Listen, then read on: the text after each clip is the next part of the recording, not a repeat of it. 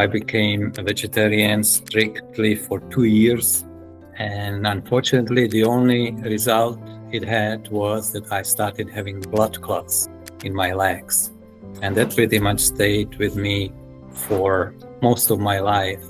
Finally, I got to the point that I would use the blood thinners only occasionally. So after 4 years, I realized that nobody is gonna help me. The key point was on December 21st, 2012, when I was sitting in the office, and I just told myself, okay, I'm dying. I will probably die. If there is a cure, I have to find it for myself, because nobody else is gonna help me. I have to do it on my own. On my journey, I discovered one thing. There are no incurable diseases. There are only incurable people. When I was a child, I was very athletic, but at the same time, I was often sick. So I didn't think my health was too strong. I would end up with the flu or similar symptoms maybe every month. I missed a lot of school, and it didn't get any better as I was getting older. But finally, when I was 18 years old, I left for a military school, for military academy, and my health somewhat improved, but I still struggled with allergies, let's say, difficulties breathing. I even had several nose surgeries to open up my airways. And when I graduated, I felt like I really need to do something about my health. And I felt somewhere subconsciously that food has something to do with it, that I could affect my health with food. Back then, we knew about saturated fats, cholesterol, and obviously the best choice, at least for me at that time was obvious, was to become a vegetarian. So I became a vegetarian strictly for 2 years. And unfortunately, the only result it had was that I started having blood clots in my legs. And that pretty much stayed with me for most of my life. I was having weird, unexplainable thrombosis, blood clots in my legs. So little by little, I stopped being a vegetarian, started eating more normal, but I still thought that meat is evil.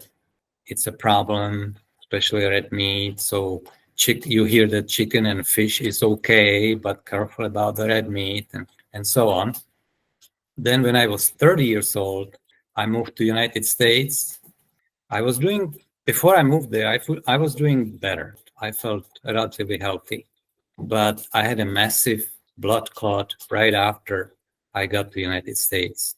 And because I didn't have any health insurance at the beginning, it was neglected by the medical community, well, by me really. So my calf became swollen, much bigger than the left one. And I ended up finally, my wife at the time was able to get insurance for me. I ended up in a hospital. Since then, they put me on blood thinners, and they said, you are gonna take that for the rest of your life. I never got any good explanation why it was happening or anything like that, but the solution was, you are gonna take this for the rest of your life. I did not like that idea, so I was trying to explore other options, and I learned that there are other things that would thin the blood, like vitamin E, garlic, ginger, cayenne pepper, fish oil, things like that.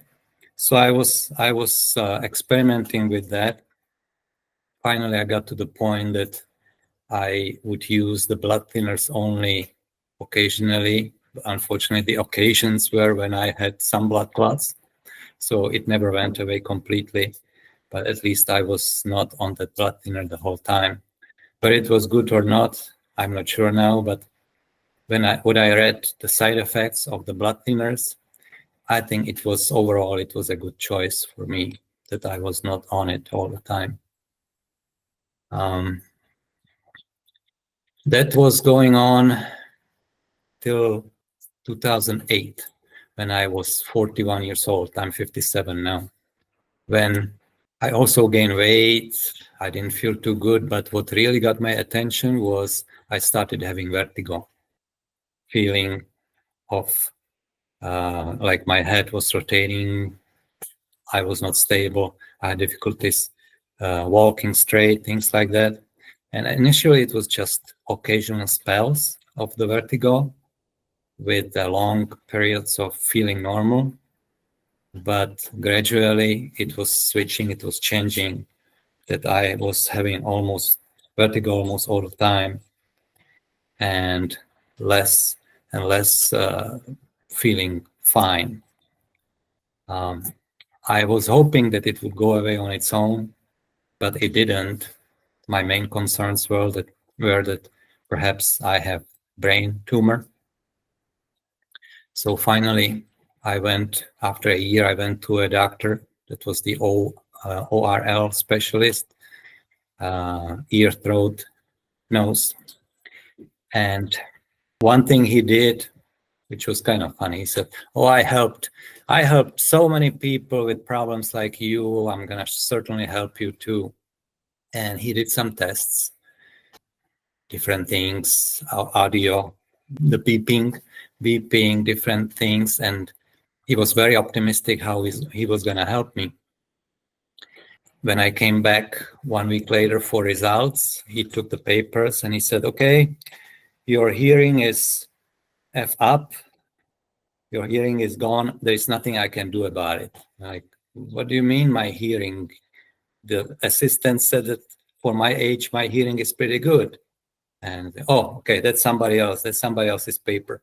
Okay, your vestibular system is completely messed up. There is nothing I can do about it. Okay, so that was the help I got from him. At least I must say, at least he was true to that oath: first, do no harm. That was important because he didn't try to fix me. He admitted that he didn't know what to do with it, and he sent me home with some weird exercises. Basically, he said I had to learn to live with it, that constant vertigo.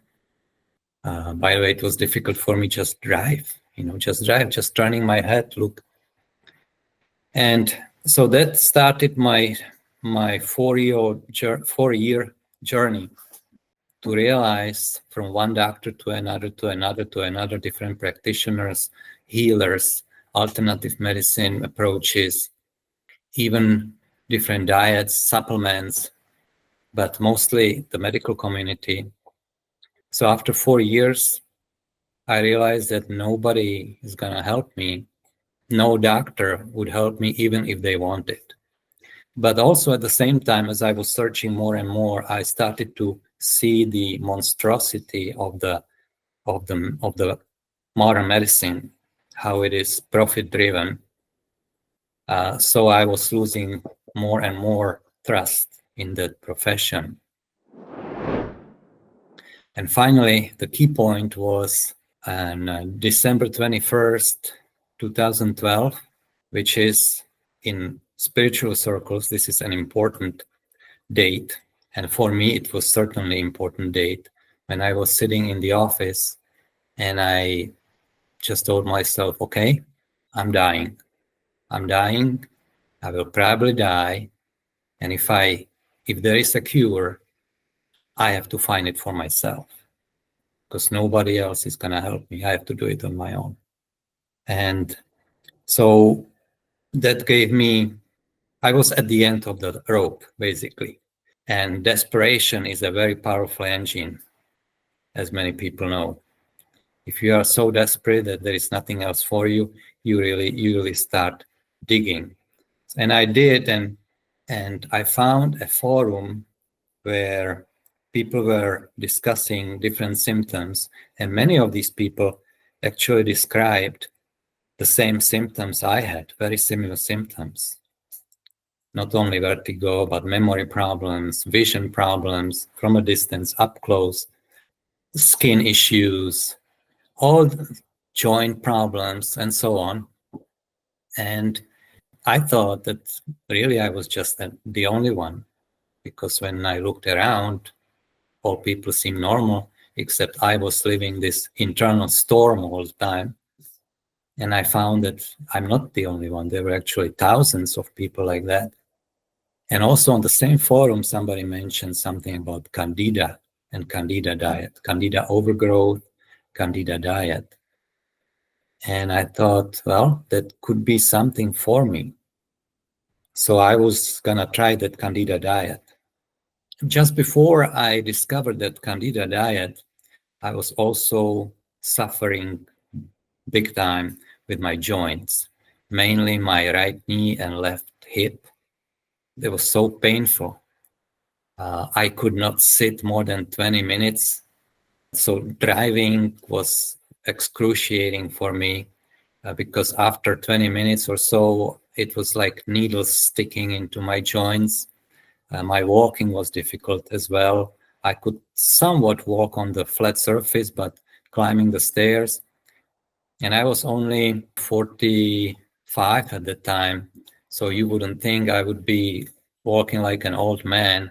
I remember once I just, for the pain, I just had to leave. I had to go home from work. It was so painful. But really what I needed to fix was my brain, my brain. And I never put it together. I thought that my joint problems are not related to my other issues. Now I know they were. And I went to a specialist about my knee. And after tests, after running some tests and x-rays and MRIs, he said that I have a torn meniscus and I'm going to need a surgery, and we can set up the date for the surgery. So I would call him when I'm ready. So, okay.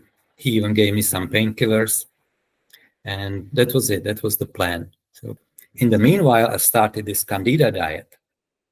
And Candida diet, the idea is to eliminate all sugars, starches, carbohydrates from the diet. So my food narrowed to basically meat and non-starchy vegetables. Back then, Paleolithic diet was a thing, so it seemed very similar to it, and it was not difficult to just eat meat and non-starchy vegetables.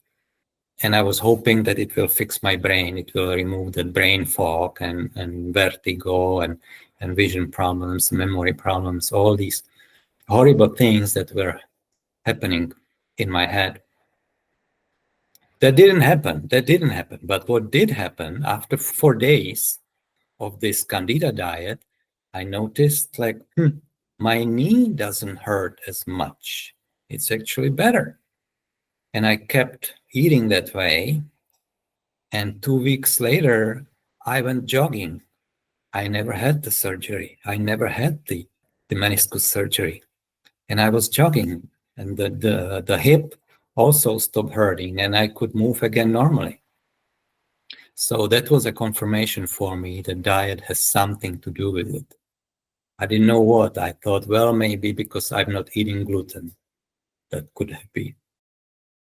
Now I think it was a combination of not eating sugars, carbohydrates, and also not eating these seed oils, which I didn't know back then. Now I know how horrible those are, the seed oils, the vegetable oils. But it gave me something. It gave me understanding that I can really take care, I can take control of my own health, that I can make a difference. So I don't have to count on somebody else's opinion, treatment, and so on. And I can do something about it. So in that journey, I did not go back to the doctor, but I realized that food really has something to do with it. And I was searching more and more about the diet. And not surprisingly, it took me back into juicing, healthy vegetables, fruits, herbs, and things like that. And even though I was having some partial successes every once in a while, it never solved the problem, the main problem with my brain. In some respects, it was getting even worse. So something would improve, something would get worse, and I was always in that constant battle. Maybe at least 2 months I was on it, but my brain, my thinking did not improve. I abandoned the Candida diet. I shifted again more into plants. Then I discovered, as I was juicing, and I discovered fasting. And that actually, at that time, it worked really well for me. When I stopped eating, my mind cleared up and I felt so much better. So I became obsessed with fasting. I was able to do several 21-day water fasts. So 21 days you have nothing but water. I even tried some dry fast, meaning not water, no food, no water. I did that for 4 days, which is nothing unusual really, but for me it was hard. Then I got introduced to a completely different level, which is called pranic living, living on prana, living on light, breatharianism. And I got fascinated by that. I realized, okay, these people really, they are nourished by something else than solid food. And apparently solid food is a problem for me. If I can only become one of them, all my problems are gone. That was my idea. And I got really into it. I even had a period of 4 months when I was not eating anything, just drinking some juices, but occasionally, but not eating. And the state of mind was amazing in that pranic living, let's say. I stopped losing weight. I was stable. I was able to function, but I was really skinny at that time. I went basically from 245 pounds, and I'm 6 foot tall. It was not only during that extended fast. It happened even before. So it was not just this 4 months fast, because my weight became stable already. But it was not sustainable for me at that time. I'm still very interested in that. I still don't have any doubts in my mind that people can function like that. Historically, even nowadays, there are probably thousands of people who live without food. My mind is very open on that. But I think I need to refeed my body with those minerals and other things. So maybe one day I will be ready again to do that. Yeah. So, but what also helped me, these extended fasts and also going down the rabbit holes, that I realized what's going on in the society, how the system is set up, and that we are basically lied. Everything is a scam. I got some more revelations, let's say. My mind was opening to other possibilities, and I really got into spirituality. So I consider my journey, this suffering, this physical suffering, gave me completely different point of view on spirituality. Because I grew up in communist Czechoslovakia, I was a very strong atheist, and this was completely far from my point of view or beliefs. And I started to realize that there is something outside of us. Things are not the way they seem. And I was having different out-of-body experiences with these extended fasts, and I got really fascinated with this spirituality thing. I even I took a course for quantum healing hypnosis technique. So I'm a hypnotherapist now. I don't do it professionally, but I had many clients, friends, family members, people who found me through somebody. So since 2016, I had a number of sessions, and it's amazing. It's amazing. And this spiritual journey also gave me a great power that I'm not afraid of dying. Actually, I'm looking forward. I'm not trying to accelerate that, but that will be the best day of my life when I go on the other side. That's how I see it. So there is no fear of dying. There's no fear of dying. So we just live the life the best way we can. Jesus didn't have any insurance either, and so why would I worry about that? Let's say we are in 2022, and I met this lady. She's extremely spiritual. She's amazing. She's saint in my eyes. And she was eating a lot of sugar. Her food was basically ice cream. She was always saying, sugar is healthy. Sugar is healthy. And she was very healthy too. She ate very little, but mostly sugary foods. And she was active. She's a healer also. She would have clients during the day, and then at night she would do some emails and other things till way past midnight. So it was very impressive to watch her, how she functioned. So I thought, well, maybe there is something about the way she eats. So I tried to copy her diet, but that did not work for me at all. So progressively, but not surprisingly, I was feeling worse and worse. And I was having these depressions also. It was not new for me, but they would go away for some time, and now they were coming back. That I would wake up in the morning with a complete darkness, dark cloud above my head, and maybe you can imagine. So it didn't work for me.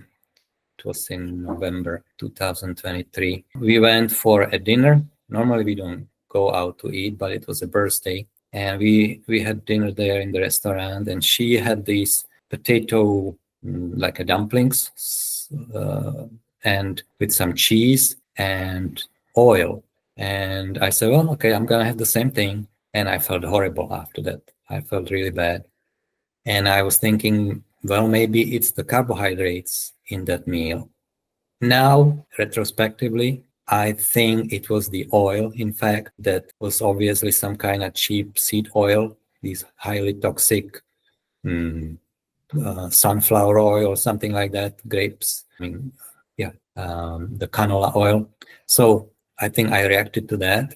But back then I thought maybe it was that carbohydrates. And maybe I have some kind of diabetes that was never diagnosed. But I didn't go to doctors, didn't want to go, and really couldn't go without insurance. So I set up again for another search.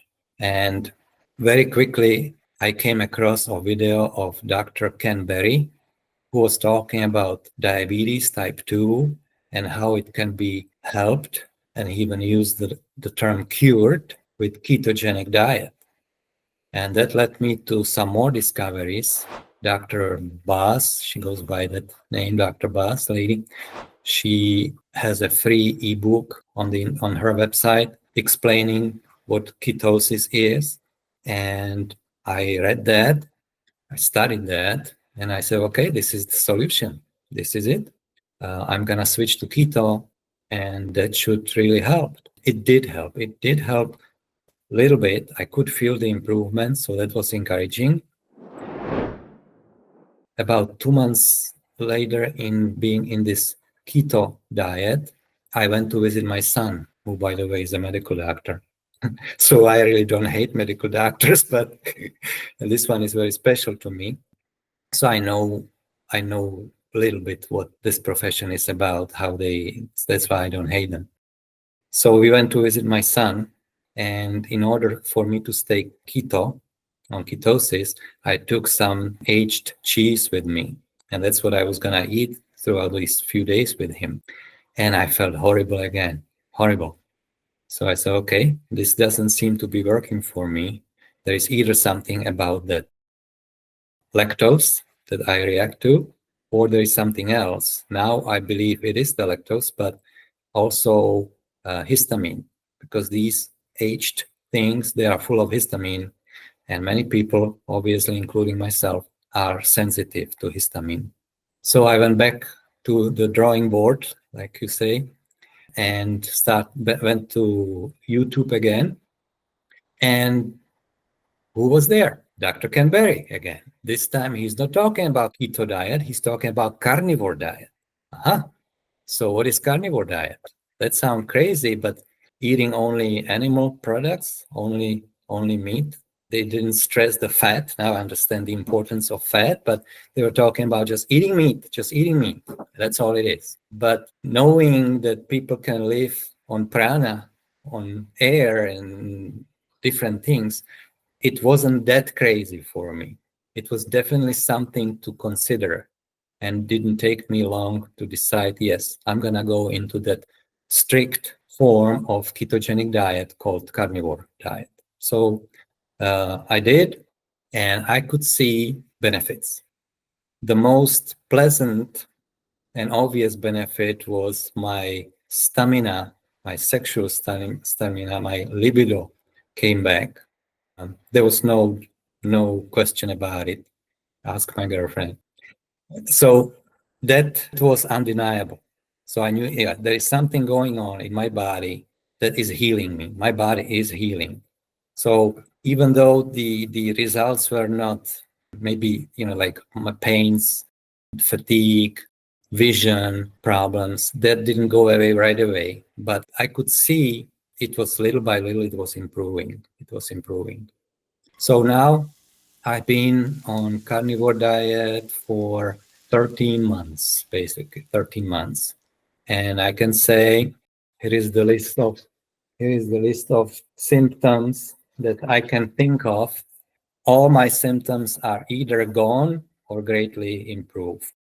Ringing in the ears is basically gone. Acid reflux, insomnia, skin rashes, headaches. I haven't had thrombosis. I haven't had blood clot over. Well, I had one at the beginning, but that never happened again since then. This is probably the longest period of time that I didn't have any blood clot. Leg swelling, body odor, chronic fatigue. My memory is so much better. Brain fog, almost gone. Urination, that was another thing that went frequent and urgent urination, that went away really quickly also. Night sweating, gone. My sensitivity to chemicals, that also greatly improved. And so I had to go more strict than most people would do on that carnivore diet. Because if you listen to these influencers, you would think that you just eat only animal products, eggs, bacon, butter, and beef. Dr. Canberry has BBB and E, beef, butter, bacon, and eggs. That's his mantra.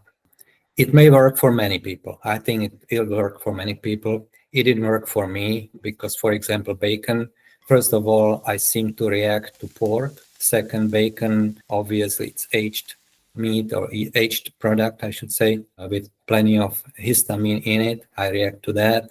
Eggs, I don't, at least for now, I stopped eating eggs because I seem to react to them as well. So I had to narrow the spectrum of my carnivore foods. And actually, what I really seem to best is when I stay on raw beef or lamb. I go heavy on fat, on beef fat, and the meat I eat as well raw. I do have some cooked meat, but really I do best when I eat it raw. I discovered something else that may go beyond typical knowledge or advices that people have on the carnivore diet.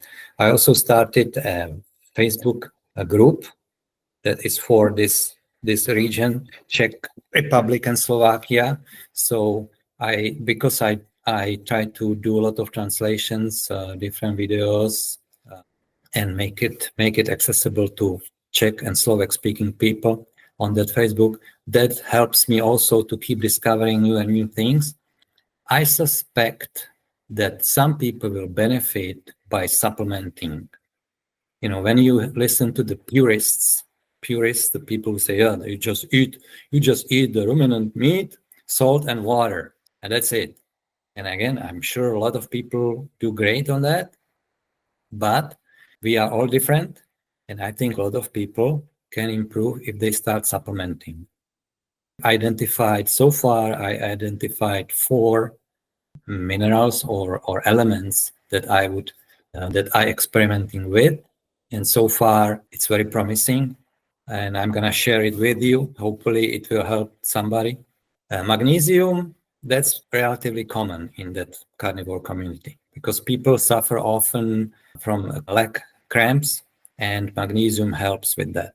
So it's electrolyte. Magnesium has to be balanced with calcium and so on. So magnesium has been part of my regimen from the beginning, and I still believe that magnesium supplementation is extremely important. Iodine, that seems to be also quite obvious and well-known thing. There are several influencers who say, there's this lady, I forgot her name.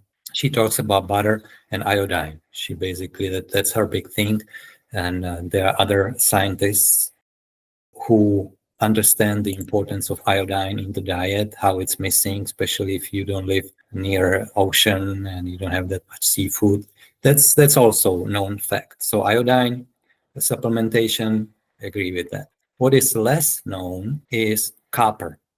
You would think, or the common knowledge is that if you eat organ meat like liver, you are gonna have plenty of these metals like copper, including copper. I don't think that. I don't think that anymore. There is some evidence showing that as copper, due to the glyphosate use in the agriculture, copper is depleted from the feed. That means even the animals, and you may even have grass-fed, grass-finished animals, they are deficient in copper as well. So these charts that so much liver contains so much copper, they may be 50 or more years old, and we don't have that intake of copper. There is a work of Marley Robbins. He wrote a book, How to Heal Your Fatigue. But Cu, this is nice. Cu means copper, right? So Cure. Also, Jason Hamill wrote book, Copper Revolution, and they explain and they back up their opinions with scientific research, how copper is crucial in metabolism in so many functions, and how important it is, especially to distribute iron. With this carnivore diet, the consumption of iron increases. There is really no way about it, no way around it. Red meat contains good amount of iron. Organs will have good amount of iron. And there is a chance of this iron overload, iron toxicity, oxidation, and so on. And it is a less known fact that anemia used to be treated not with iron, but with copper. And I really highly recommend those 2 books that they explain the importance of copper and how really it's about the balance between iron and copper. And if the iron is missing, many other problems develop from that. And also I discovered that, did I say iron missing? If copper is missing, there is a lot of problems. I discovered that, for example, this histamine sensitivity, histamine intolerance, and closely related condition called MCAS, mast cell activation syndrome, they may be caused by this DAO enzyme that breaks down the histamine. So people are sensitive or they have high level of histamine, meaning the immune system is overactive and so on. And this enzyme, DAO enzyme, depends on copper. In other words, if you don't have copper, you don't have that enzyme, and you are going to be histamine sensitive. That kind of explains why I react to so many foods. And that also gives me hope that I will be able to tolerate more. And I can already see that I'm not so sensitive to perfumes anymore and smoke and things like that. The number 4 element that is less known, and it seems to be very crucial, is boron. If you look up, you can look it up on the internet, called borax conspiracy. It's about this highly dangerous, toxic, poisonous substance called borax, which is basically a sand and it's less toxic than table salt, and it's restricted. It's illegal to be sold in a number of countries, and it can be used only for welding. The welder, you have to have a welder's license to purchase it, and they make a big deal about it, kind of like ivermectin. It's been demonized, and boron is another element that is missing in our diet, and it seems to be extremely crucial. So again, highly suggest to people to look into that. So I say, if I had to take just one supplement, if I should take one supplement only, it would be boron and copper. I know it's a joke, but these two are really, to me, this is something to look into, and it can make big difference for people. If there is a potential to it, I'm still in that research phase because I'm my one-man study. My girlfriend actually, she stopped eating, by the way, she stopped eating sugar, and now she's in 3 weeks in keto carnivore diet, and she's also supplementing with me because she saw what an improvement it did for me. Another beautiful thing is that she's very popular as far as the clients know about her. They keep coming, and she's doing her therapy. She has her own style, but lately, if she gets into the wall, she doesn't know what to do with the client anymore. And there's some really difficult clients. She tells them, try carnivore diet. That's the most amazing, that she was completely opposite. She would not see meat from a window, and now she recommends people to eat meat. So she doesn't say sugar is healthy anymore. She tells them, try carnivore diet. This is the most amazing thing. Well, I do have this Facebook group that I do mainly for the Czech and Slovak speaking audience. Even though the posts are bilingual, I put it in Czech and English, most of them. It's a small group. So far, we have short of 250 people only, and the posts are connected to a website, so I can check how many hits we get on that website, and it's in average it's about 70 hits a day. So it's not dead, it's functioning, it's active, and I don't know who can really read it. I hope I'm doing it because I want to share my knowledge and my success, and I want other people to feel better and heal themselves. But we do have one definite success story, and it happened to be he was my classmate from the military academy, and he's a member of the group also. But at the time when he was in trouble, which was in spring 2024, I didn't have that Facebook group yet. But we do have a WhatsApp group of our classmates, and he wrote, guys, I'm in the hospital. I've been diagnosed with diabetes. My sugar is 31, which on US numbers, it's about 550, extremely high. And so I contacted him. I sent him a message that maybe I can help you, because you don't have to follow what they tell you. And he called me right away. He was one of the people who had ears to hear and eyes to see. Unfortunately, that's not always the case. And he was very interested in that. And I sent him some material that I translated. He read it. He called me the very next day. And basically he said, okay, you open my eyes. I know what I'm going to do. My wife is bringing completely different food. I'm not going to eat what they give me here. The background story in the hospital was that they told him that once his blood goes below 10, which would be 180 on the US units, he will be able to go home. But he had been there for several days already, almost a week, and the sugar, the blood, the glucose level was double that amount, even though they kept injecting him with all kinds of stuff. It never went down. So I asked him, what did they feed you over there? And he sent me pictures like chicken and rice, mashed potatoes, bread. And I'm like, after what I know about how diet and how carbohydrates affect the glucose level, I'm like, are they trying to kill you or what? So now with this new knowledge, he changed the diet. He ate basically carnivore because his wife brought him food. In 1.5 days, he went home. After 1.5 days of changing the diet, he was able to go home, and he stayed with it. Of course, they sent him home with prescription, and you're gonna be injecting yourself with fast insulin in the morning, slow insulin in the evening, and monitor your sugar and give more injection, more insulin if you need to, and so on, so on. And he was a professional pilot. He was an airline pilot, and that's if you take insulin, you are disqualified.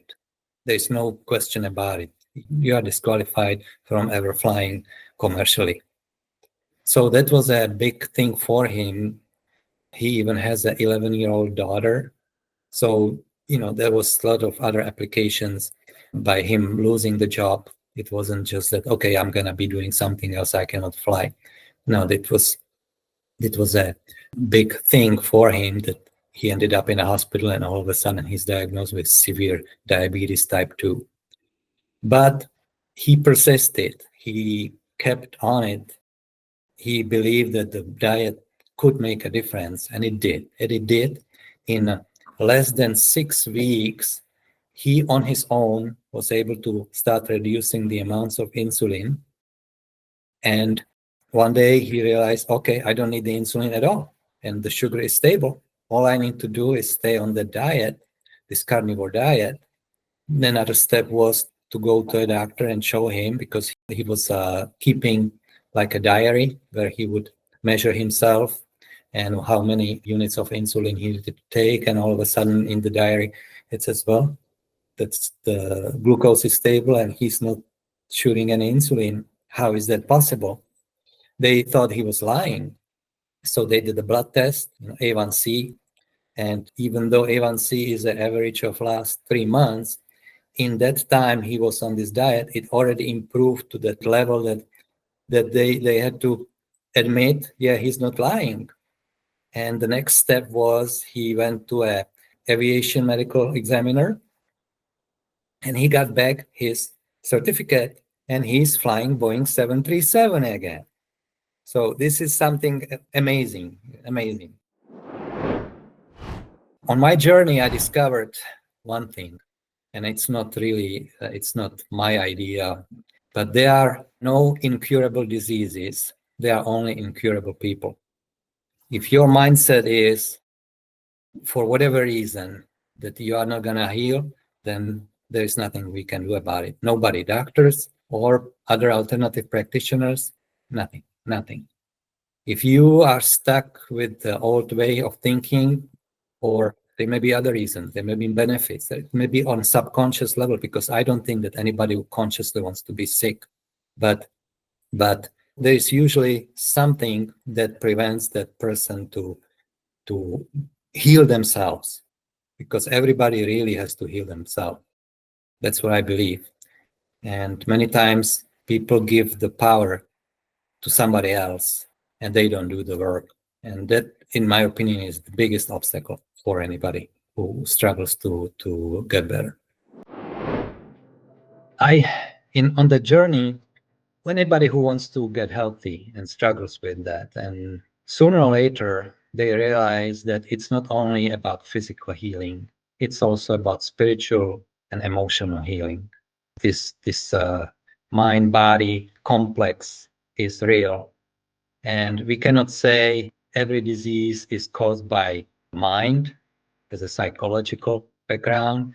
We cannot say every disease is just a pure defect in the body caused by toxicity or bad food. It's always balance. I'll give you an example. Supposedly, what I heard, that on burn units, they give people foods that are high with cholesterol. expecting, rightfully so, that the body will use that cholesterol to rebuild the tissue, to heal itself. Well, we can say, so does it mean that they have this injury because they didn't have enough cholesterol?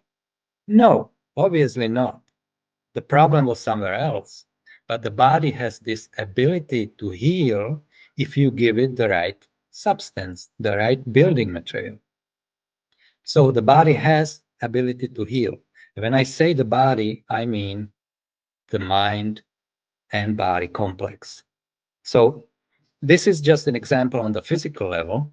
So there is some kind of injury, and you give the body chance by feeding it the right thing, and it will start healing. And you can say the same thing about mind. A lot of people have these emotional scars, emotional injuries, and then they spend the rest of their life playing that insult over and over, and they never got out of it. Even though if we look at the historical figures, how mother was killed in front of his eyes when he was 6 years old, was murdered, then he was taken into slavery, and it's just horrible things, and they became kings, and they. So what is the difference? What is the difference? How come they were able to recover, and over here somebody gives us a mean look, and we cannot recover from that for the rest of our life, right? Well, we do have the ability to heal. We do have it. But if you keep poisoning your body, you don't give the body chance. So I think this is what's happening, why so many people have success. They get rid of depressions, their mind opens up, they are more relaxed, they are more balanced, they are nicer to other people just by changing the diet. And some people heal cancer, but just by changing the diet, and multiple sclerosis and diabetes and so on. Because simply the body mind complex has the ability to heal if we don't screw it up for it. And obviously, to me at least, it's obvious, ketosis is the fundamental state to be in for the healing. That's why extended fasting, which is ketosis, is so beneficial for mental health. That's why it's so beneficial for physical health. That's why ketogenic diet and carnivore diet being the probably the most more strict of it has such benefits for mental health and physical health as well. I found that there is a connection between ketosis and spirituality that was very liberating for me, and it may be liberating to other people who believe that they cannot be spiritual if they eat meat. This is an important thing for me and hopefully for others. Also, I found that the nerve damage takes longer to heal, but it will heal. It will heal, especially if you discover or you don't neglect those minerals I talked about, minerals and elements, copper. So there is something for everyone. Everything works for somebody, but nothing works for everybody. So just because somebody had a success with one thing, it doesn't mean it's gonna work for you. So you will find your version of that carnivore diet. You will find something that works for you, but don't be afraid to experiment, because even the leading influencers, they keep evolving, they keep changing. We are still discovering new and new things, and you can be part of it. Don't be afraid to experiment, because you are your own study.